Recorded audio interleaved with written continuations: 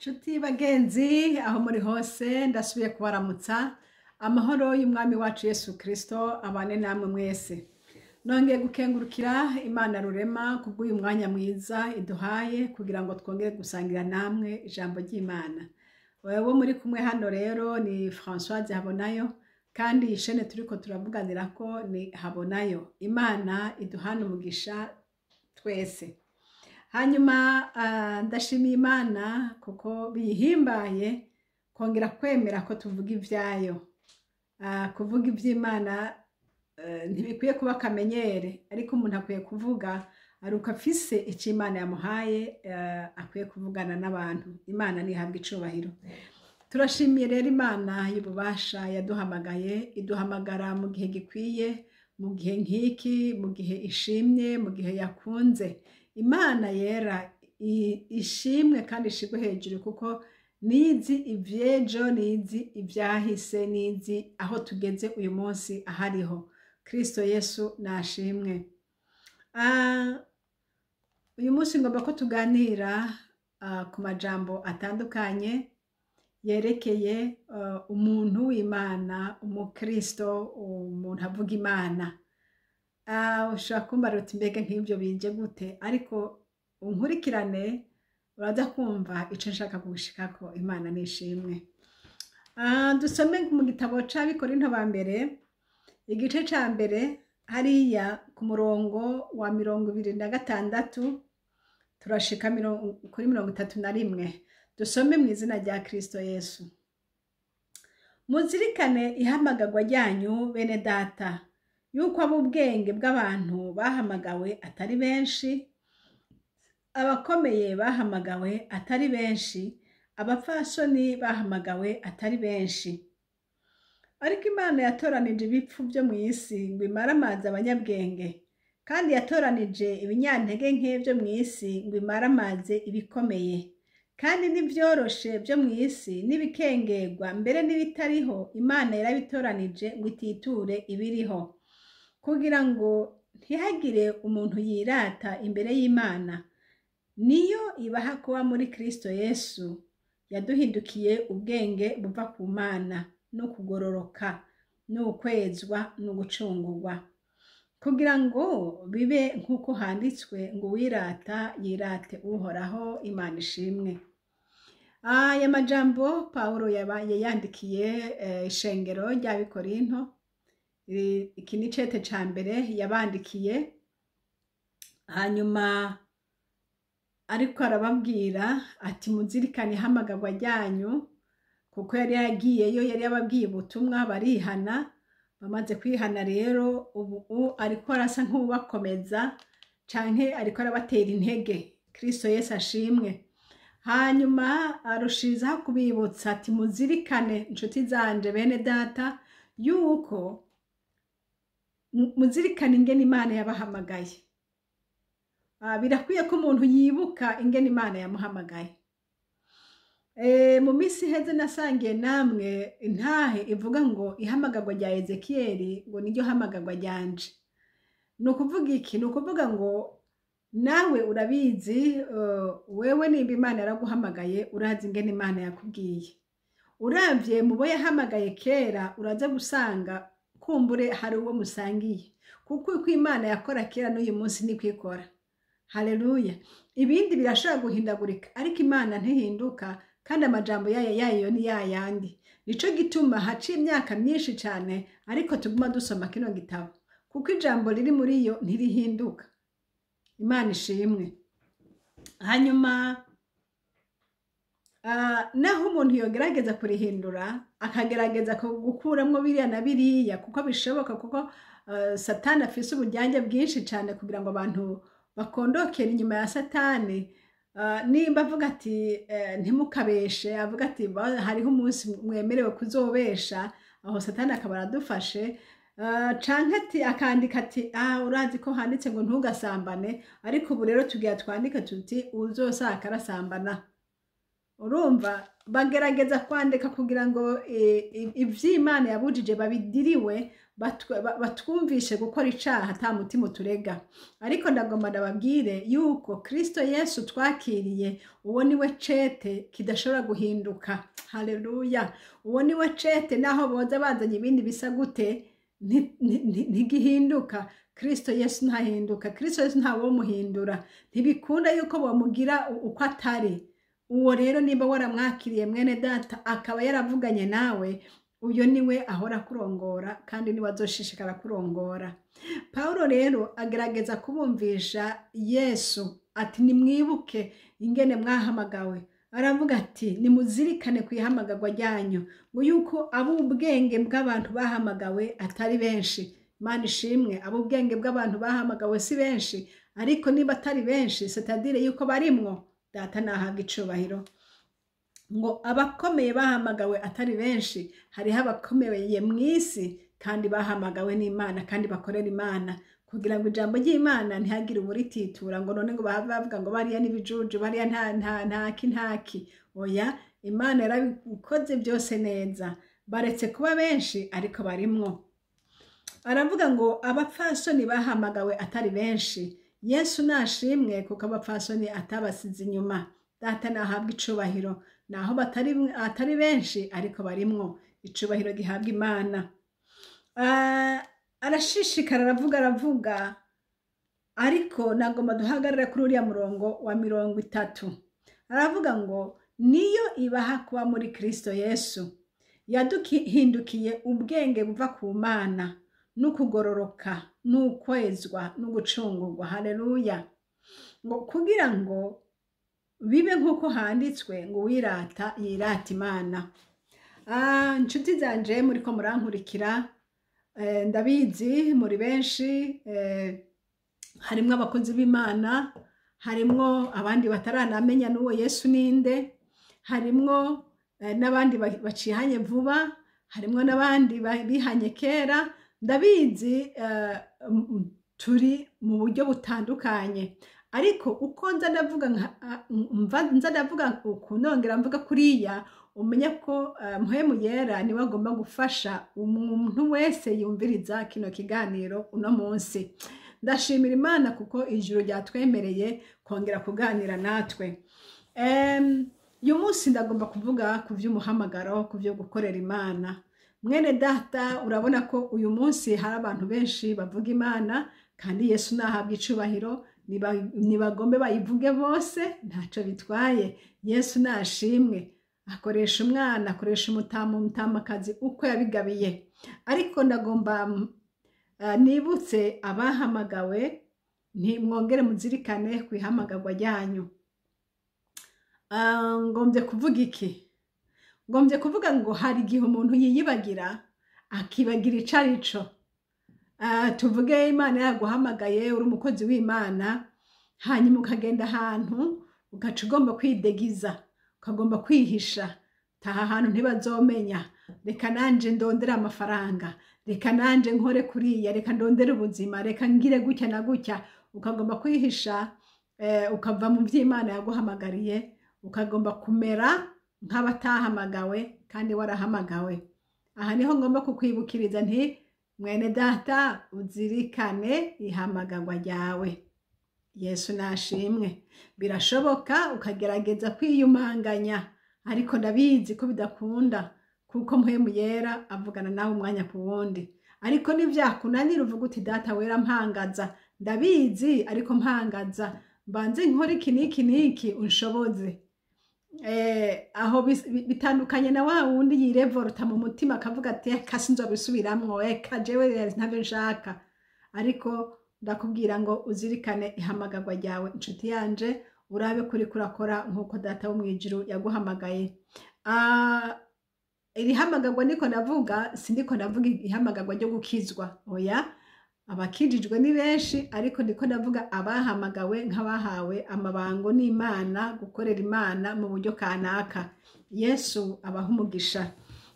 Hanyuma nkiraho nyene ndagomba ngende kuri abo bahamagawe bakorera Imana, bahagarara imbere y'abandi, baba bahagaze mu ishengero canke bahagaze kuri televiziyo nk'uko muriko murabona, canke naho bahagaze bahagarariye abantu benshi babaraba mu buryo kanaka.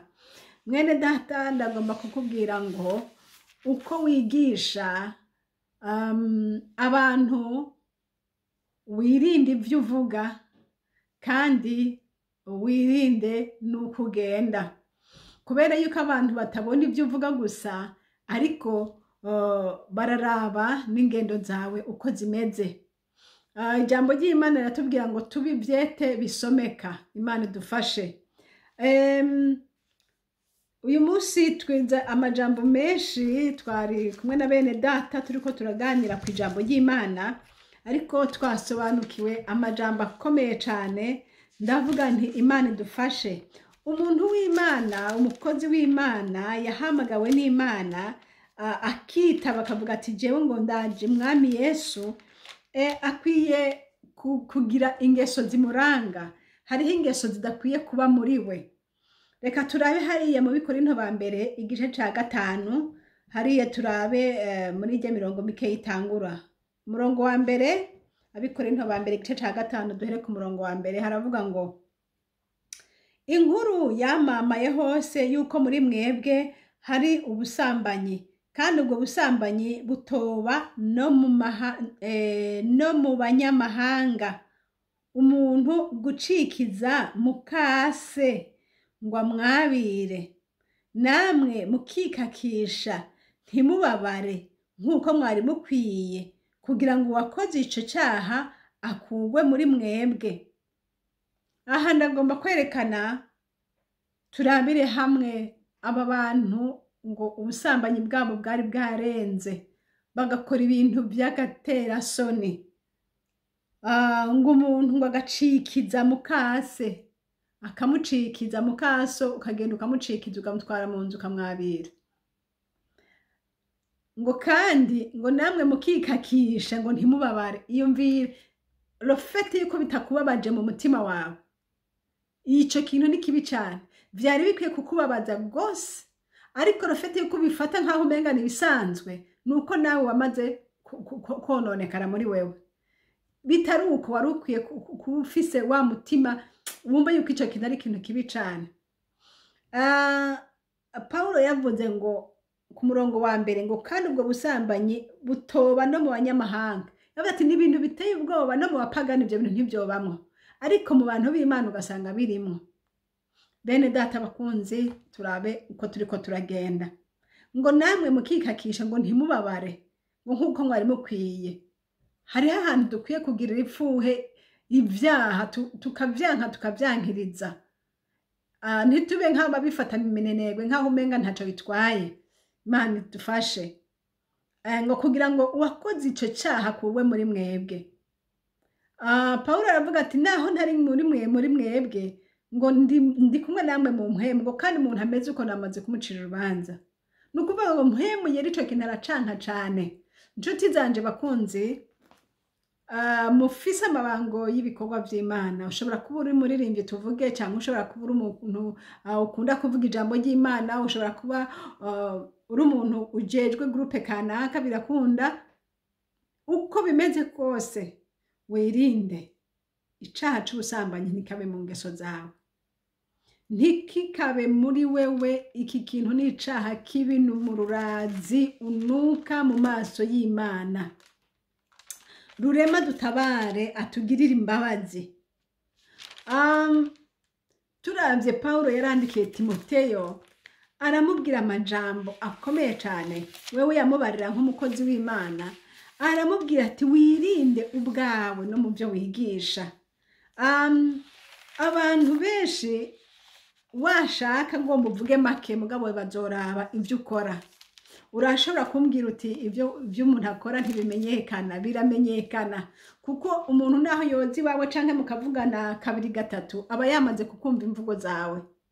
Canke hamwe hoze ubushitsi wawe, tuvuge madamu wawe atari hari canke umutware wawe atari hari, byogenda gute? Kujya wifata na waba yabibonye ati kumbe wa muntu no muntu w'Imana, kumbe wa muntu ekaye. Yesu adutabare cyane. aha twashizwe imbere y'abandi mu buryo bw'uko ari Imana yabishatse, ariko ntibyavuye kuri twebwe. Nico gituma umuntu wese akwiye guharanira uko agenda muri Kristo Yesu, akwiye guhagarara ukagenda nk'uko bibereye abana b'Imana, ingeso zawe zigashinga intahe naho wowe utavuga. Hariho abantu basanzwe atari imvuzi muri kamere kabo, ariko naho utovuga basi imico yawe igira ico ivuze, ivuge Imana dutabare. Hariho ahandi hantu umuntu yiyumvira ati none dukwiye kumera ngwiki mu ngeso zacu, dukwiye kureka Kristo Yesu akagaragara ko twamumenye, akagaragara. Niba by'ukuri Kristo Yesu yamubonye, umureka agaragare, n'abari kuri wewe, n'ababana nawe, n'abari iruhande yawe babone Imana, bamubone. Imana ishimwe. Hari igihe bisa n'ibigoye kubona umuntu, kandi nibyo biragoye, umuntu ni munini cyane, kandi noneho ntitwahamagariwe kuraba abantu, ariko twahamagawe kuba akarorero k'abandi. Bakubonye bagira ico bakwigiye ko ciza. Imana idufashe. Uko hoho uri umukozi w'Imana ukunda guhagarara imbere y'abantu, abantu bazokwigishwa cyane nuko babona umeze gusumba ibyo uvuga, kuko ibyo uvuga umuntu wese yobyisomera. Bose barafise Bibiliya, benshi barafise Bibiliya, barazibona. Hariho n'abandi bazisesangura kurusha wewe, ariko wewe uhagarara nurabe inshuti yanje yuko kwegera abantu benshi kuri Kristo Yesu, canke naho yuko utuma abantu badashika mu Mana, utuma abantu banezerererwa kuba nk'akazu yazi, kuko babonye yuko nawe uvuga Imana kandi ukongera ukamera nk'uko nyene uri. Imana idufashe. Hari igihe umuntu yiyumvira ati none hari umuntu adacumura. Nivyo ntawe udacumura, ariko iyo ucumuye ugasaba Imana imbabazi ikakubabarira. Ariko iyo uri umuzejwa shengero, hakaba hari ikintu wewe ubwawe ukora gituma abandi bogikora bagatsitara bakajana benshi mu muriro, wohagarara ntaco bitwaye. Uhagarare, ntusuye guhagarara imbere y'abandi kandi uri kurabayobya. Nukuvuga iki? Urashaka kuvuga uti oya baze bumviriza ibyo mvuga muga ntibarabe ibyo nkora. Nibumviriza ibyo uvuga, kubivuga uwundi wese yonabivuga, igitabo baragifise. Ariko wowe uvuga ko wamaze kumenya ukuri, erekana rero ingene bagendera muri uko kuri. Inshuti zanje bagenzi, ndabahamagarira kuba ivyete bisomeka. Imana dutabare, tubi ivyete bisomeka, abantu bose batubone, babone guhimbaza Imana, babone bati abantu b'Imana bameze gutya na gutya. Hanyuma Timoteyo wa mbere igice ca kabiri igice ca gatatu ku murongo wa mbere tubandanije hepfo aravuga ngo, Timoteyo wa mbere igice ca gatatu ku murongo wa mbere aravuga ngo, iri jambo ryo kwizerwa, umuntu ntiyagomba kuzezwa ishengero, aba yifuje igikorwa ciza. Kurongora abandi ni igikorwa ciza cane, kuko uba uri kurereka abantu inzira, kandi Imana nishime ko yashizeho abakozi bayo. Hanyuma ngo nuko umuzezwa shengero akwiye kuba kutaba kumugayo, kandi akwiye kuba umugabo afise umugore umwe gusa, abe utarenze urugero, adahugumba, aganza ingeso ziwe. Aha niho nagomba, umuntu aganza ingeso ziwe. Ushobora kuba, aha niko navuga, bariko bavuga ku muzezwa shengero, ku mupastori, ku muntu ajejwe igikorwa c'Imana. Ariko ushobora kuba utari umupastori, ariko ukaba wajejwe kuba imbere y'abandi uvuga Imana. Urabe yuko izi ngeso zitari muri wewe, ngo aganza ingeso ziwe. Imana igufashe uganza ingeso zawe. Ngo akunda gutanga indaro, afise ubwenge bwo kwigisha, atari umuntu aho wa vino canke umusinzi, ariko abe umugwaneza, atitoraguza, atari umukunzi w'amahera, aganza neza abo mu rugo rwiwe, abana biwe bamwumvira, yanka umugayo wose. Bene data, aya ni amajambo meza avuga yuko umuntu akwiye kumera. Imana idufashe, Imana itugirire neza, turabe yuko turi nyankamugayo, twanka kuba kumugayo. Bishobora kugushikira mugabo wanke kuba kumugayo. Ngo aganza neza abo mu rugo rwiwe. Ushobora kumbwira uti abana baragoye, abana bo muri iki gihe ho baragoye. Nivyo baragoye, ariko naho bagoye kuganza ntibisobanura kuguma babarira ngo cahagira ukugenza gutya genza gutya. Kuganza hanini bazoraba wewe ingene ubayeho, ukuri nibyo bizobigisha gusumba ukuvuga. Nico gitume ijambo ry'Imana rikwiye rivuga ngo ari umuntu atari umunoho wa vino, kuko niba umunoho wa vino n'abana bawe bazokurabirako bace baba abanoho ba vino nabo nyene. Canke uri umuntu umugwaneza, uko umera abana bawe nabo bazomera uko bimeze kose, uko witwara niko abana bawe bazogukurikira. Nico gituma bene data bakunzi tusaba Imana kugira ngo uko tumera vyigishe abatubona. Dusenga Imana iduhindure, ntabwo tugororotse, ntabwo tumeze nk'uko Imana igomba, ariko turifuza kumera gutyo, kandi tugenda tugwana navyo kugira ngo Imana idushoboze kumera nk'uko Imana ishaka. Ko Imana yaguhamagariye kuba umurongozi muri urwo rugo rwawe, Imana yaguhamagariye kuba umukozi w'Imana mu ishengero, Imana yaguhamagariye kuba umukozi w'Imana mu gihugu, Imana yaguhamagariye kuba imbere y'abandi. Nuko rero gira iyi myitwarire yo kuba imbere y'abandi. Umuntu yajenjwe kurongora igihugu, aba banyagihugu bose barabawe, abashikiranganje bose barabawe. Uko nyene uko niko baraba uko ugenda. Data wo mwijuru adufashe kugira ngo bikunde uko twahamaga kuja imbere y'abandi, tugira ingeso nziza zituma abandi bose bari nyuma yacu bagira ico batwigiyeko. Turashimiye Imana Data wa twese, kuko Imana niyitoranya, ntabwo ari umuntu atoranya. Yaba ari umuntu atoranya, wowe ntiba baragutoye, hari abakonkira benshi, ariko wahashitse gute? Nuko igihe cawe cari kigeze. Ariko rero ko uri mu gihe cawe, kora rero. Jambo ry'Imana ryatubwiye ngo ab'ubwenge bahamagawe si benshi, ngo abicubahiro bahamagawe si benshi. Ni igihe cawe, none rero ko ari igihe cawe, haleluya. Imana igufashe uhagarare nk'uko ari mu gihe cawe nyene, kuko iki gihe turimwo ni igihe gifise limite, si igihe kizokwamaho.